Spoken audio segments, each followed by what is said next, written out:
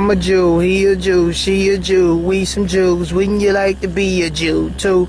Only if you're in the bloodline. Good afternoon. Tommy Gilbert, may I help you? Hey, I just wanted to tell you thank you for putting fluoride in this water. Uh-huh. Because, my kid was, really annoying the hell out of me. Mm-hmm. And then I moved to Gilbert. And since you guys got that fluoride in the water, it kind of, dumbs them down. And, maybe... Really? Yeah, you know what fluoride is, right? Yeah, well, yeah, definitely. Uh-huh, yeah.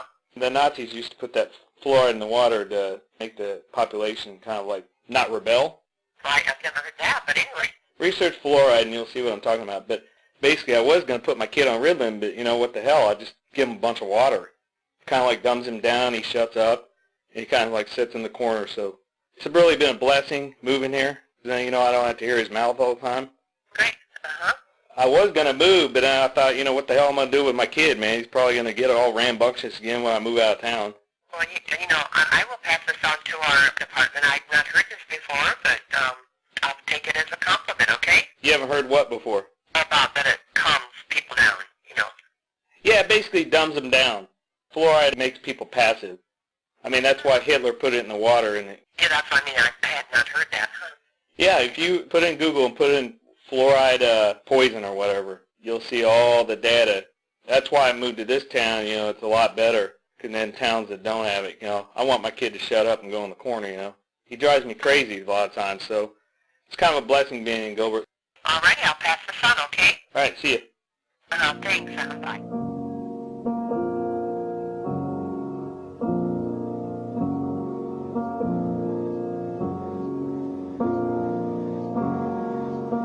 Our enemies are innovative and resourceful, and so are we. They never stop thinking about new ways to harm our country and our people, and neither do we. And neither do we. The very word secrecy is repugnant in a free and open society. And we are, as a people, inherently and historically opposed to secret societies, to secret oaths, and to secret proceedings. We decided long ago that the dangers of excessive and unwarranted concealment of pertinent facts far outweigh the dangers which are cited to justify it. Even today, there is little value in opposing the threat of a closed society by imitating its arbitrary restrictions. Even today, there is little value in ensuring the survival of our nation if our traditions do not survive with it. And there is very grave danger that an announced need for increased security will be seized upon by those anxious to expand its meaning to the very limits of official censorship and concealment.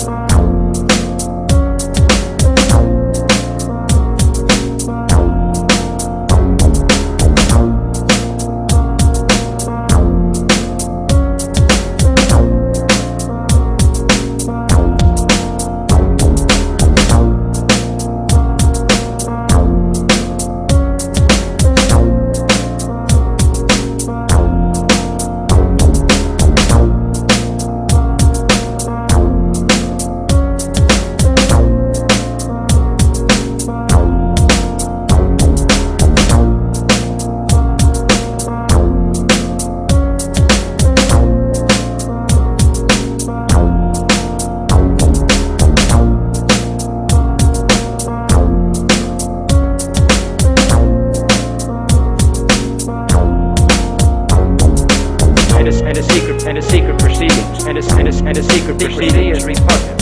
And a secret proceeding. Secrecy is repugnant. The very limits of official censorship. And a secret proceedings. And a secret proceedings repugnant. Excessive and unwarranted concealment. Secrecy is repugnant. In the councils of government, we must guard against the acquisition of unwarranted influence, whether sought or unsought, by the military-industrial complex. The potential for the disastrous rise of misplaced power exists and will persist. We must never let the weight of this combination endanger our liberties or democratic processes.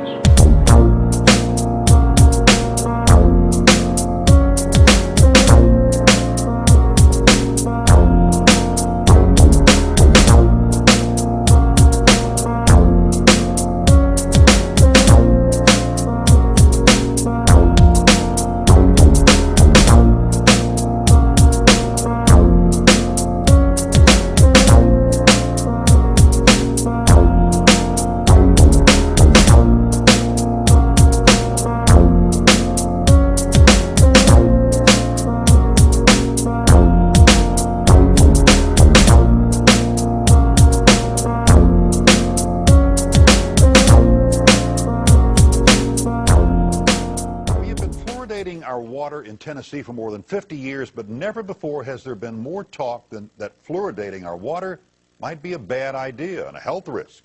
Tonight, Dennis Ferrier has the latest developments on a story that impacts all of us. Joey Hensley is a respected physician. He's also a Tennessee state lawmaker.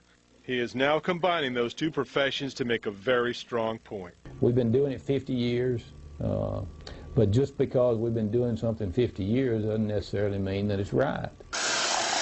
Hensley's talking about something most of us don't even think about, fluoridating water. After much research, the doctor has sent out a letter to every water district in Tennessee asking them to stop fluoridating water. The evidence, he says, fluoride works better when you rub it on your teeth, not when you drink it. That fluoridation is medication added to water without your permission, and that's wrong. But most of all, because the National Research Council believes young children are getting 3 to 4 times the dose of fluoride as adults. And now the American Dental Association is telling mothers not to make baby formula with fluoridated water because of fear of dental fluorosis. And that's big news, and that really hasn't been publicized very much. Health researcher Dan Stockin believes that this ADA warning about baby formula and fluoride is just the beginning. The ramifications of this are so huge, I'm sure that the state health department hasn't quite figured it out yet. Because see, once the door cracks, and it is now for what it does to teeth, the next group, one of the next groups that's going to start raising their hands and saying, what about us, is people who are on dialysis and people who have borderline kidney damage and impairment. Then there's all the people that have hypothyroidism. Scientists like Nobel Prize winner Arvid Carlson and a large group of EPA scientists have called for the banning of fluoride because we don't know how much we're ingesting, so we don't know if we're being poisoned. There are so many potential legal things about to happen that as a taxpayer, I think it would be really, really smart for the water districts and the Metro Nashville. Look, just if people want fluoride, let them use fluoridated toothpaste and spit it out. But don't go poisoning everyone. Don't continue this after everyone knows all this information now, just because it's not convenient. Dr. Hensley has already had one response. Spring City in Ray County is going to stop fluoridating its water, and it is that simple. I mean, there's no law. It's all voluntary, Dan, so anyone can turn on the fluoride or turn it off. Dennis, let's make sure we're clear on this. Fluoride, it is in tea, it's in coffee, it's in water, it's in bread, it's in toothpaste, but it's actually a poison, right? It sure is, and here's the quickest evidence. Go to your bathroom and pick up your toothpaste, and you'll see a warning that if a child swallows more than a pea-sized amount of toothpaste, call poison control. Wow. Information. In other news, look at this ABC News of Australia, one of their big national TV networks. The Australian Broadcasting System. ABC News, give folks a document cam shot. Kangaroos poisoned by fluoride. The Environmental Protection Authority says fluoride from Alcoa's aluminum smelter at Portland is making kangaroos sick. Well, why not just put it in the water supply? Oh, that's what you do. It's the byproduct from the purification process of aluminum manufacturing and the byproduct of fertilizer manufacturing, and you just dump it in our water. That and over 150 chemicals on average. Some systems get over 300. The EPA admits this, but, oh, the public just laughs about it. Ha, ha, ha. Dr. Strangelove, Stanley Kubrick made a joke about that. Well, here it is. And all over the country, it's been known for decades and decades that a lot of farms and ranches that butt up on towns and cities that get municipal water for their cows and horses stop giving it to them and have to dig wells because cows and horses are so susceptible. And see, fluoride builds up. It doesn't leave the body. It sticks. It goes to your organs and bones, and it ends up killing the horses and cows. You can go to YouTube and just type in horses and cows sick from fluoride, pigs sick from fluoride, chickens sick from, and you'll see local newscasts where they go, yeah, we've been giving them fluoride for 6 months in the water, and they're all dying. Their hair falls out. They get bone fractures. They get cancer. This is what we drink. And you say, well, I don't drink fluoridated water. I drink purified water. When you take a bath or shower, you absorb through your skin. It's so diabolical that all of this is going on. Osmondson. I'm a general and cosmetic dentist and have been a dentist for 30 years. Before that, I received a master's in public health in nutrition and health education. For the first 25 years of practice, I promoted water fluoridation aggressively. I thought I saw the benefits. It wasn't until I actually looked at the information myself and sat down and looked at the different government agencies and the different reports and the studies that I began to realize that fluoridation was a problem. One of the first things I did is I looked at my tube of toothpaste. It says drug facts. I know it's a drug. If I were to give it to you, it'd have to be a prescription. That's for swallowing. When it comes to toothpaste, it also says don't swallow. And if you do swallow, contact a poison control center. Well, the amount of fluoride that they're talking about is a pea-sized amount of fluoride. You probably don't see that in advertisements, a pea-sized amount of fluoride. Usually when I see an advertisement, it looks more like a Dairy Queen ice cream cone. That amount is 1/4 milligram of fluoride. Well, that's the same amount of fluoride as what we find in 8 ounces of water. 1/4 milligram of fluoride, 1/4 milligram of fluoride. Don't swallow. If you do, call the Poison Control Center. One of the things that concerns me is water fluoridation for infants. The American Dental Association and Center for Disease Control recommend that infants not receive water for drinking nor for making their formula. It's 250 times more concentrated in fluoride than mother's milk. We shouldn't fluoridate water and harm our most vulnerable. The next thing I looked at was dental fluorosis. These are the white and brown spots on the teeth. The only thing that causes dental fluorosis is fluoride. Too much fluoride ingested, usually during the developing years, birth to about 8 years of age. When I see people coming in to have treatment for dental fluorosis, I mention to them that they have had too much fluoride. And this is an indication that the rest of their body has probably had too much fluoride also, their bones and in the rest of their organs. Damage from dental fluorosis is not disputed. Everyone agrees that too much fluoride can cause dental fluorosis. About 1/3 of children are now experiencing fluorosis, according to the CDC. The next thing I wanted to look at was benefits. What are the benefits of it? I've heard reports of 20 to 40%, 60%, 80% tooth reduction with water fluoridation. So what is the benefit of water fluoridation? And I had a close look at several factors. One, comparing different countries of the world, we can see that no matter what we do on fluoridation, whether the country fluoridates or no fluoride at all, decay is reduced the same amount in all countries. We can compare states in the United States. And we can see on a graph that as they're plotted in order of increased amount of fluoridation in the state, fluoridation doesn't make any difference. We have the same amount of good health in the states regardless of their fluoridation. Same thing for counties and other locations. That was disturbing to me. If there's no benefit, well, why are we fluoridating? I have 2 requests for you. One is to talk to your dentist and your healthcare provider about fluoridation. Ask them if they've seen the National Academy of Science report on fluoridation. Give them information that they may not have on water fluoridation and excess fluoride exposure. That helped me when my patients casually, calmly, quietly said, have a look at this. This doctor, this dentist is concerned about water fluoridation. What do you think? None of us professionals want to harm our patients.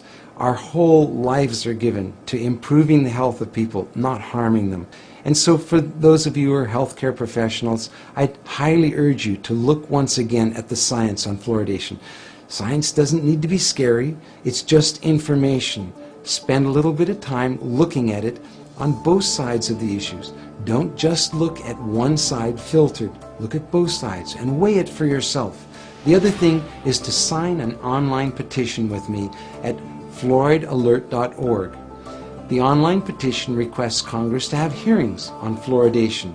It also recommends that we no longer fluoridate our water. Thank you.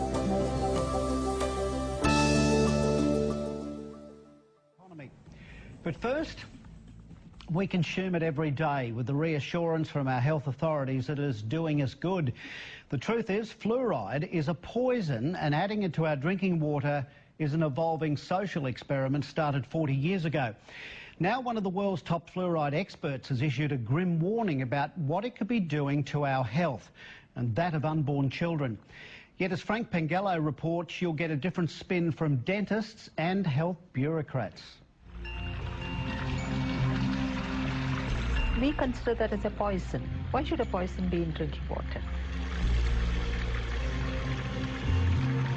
The poison is fluoride. It's there because government health bureaucrats and dentists tell us it's for our common good, for reducing tooth decay, and at levels which won't harm you.